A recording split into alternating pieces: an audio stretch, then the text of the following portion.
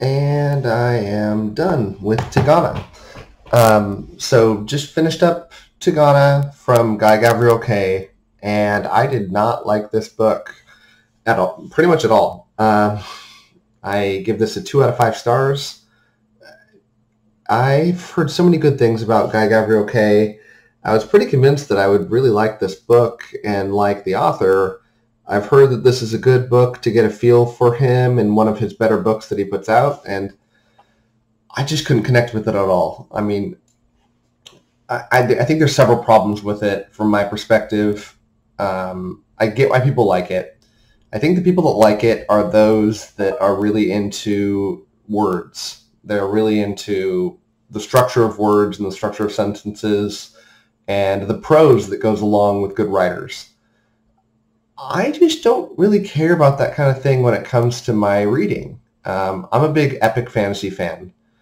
And what I got instead was kind of like a historical nonfiction with some light fantasy elements.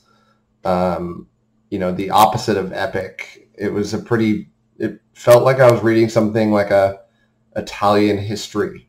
And I mean, I guess it was cool, but not what I was looking for at all. I read reviews of him and I hear things like people just gush over his words and the flow of his writing. And yeah, it is a much better, the sentence structure is so much better than a normal epic fantasy writer.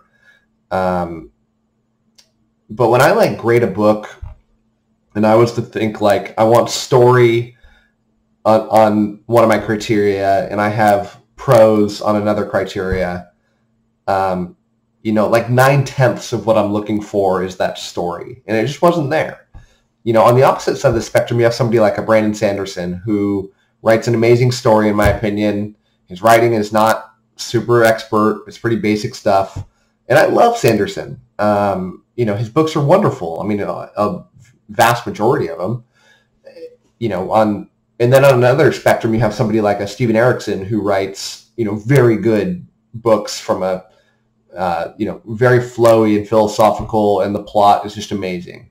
But yeah, I just couldn't connect with this book at all.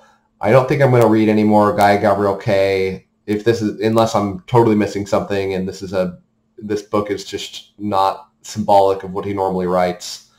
If you're looking for a smaller scale story and you gush over words, then yeah, this is probably for you. If you're looking for a big story, complicated with twists and large fantasy elements, you're probably going to hate this book. I ended up giving it a 2 out of 5 because I was interested in the beginning of the book. It wasn't horrific. I did finish it. I usually give 1 out of 5 stars for books that I just don't even make it all the way through, and I didn't hate it. I just certainly didn't like it. So yeah, I'm certainly going to cross that off my to-read list, which thins it up now from, a couple years of books to read to, a month and 11 years of books to read, which is cool. More time to read other books. But yeah, not really for me, and hopefully it is for you. Yep, that's my review.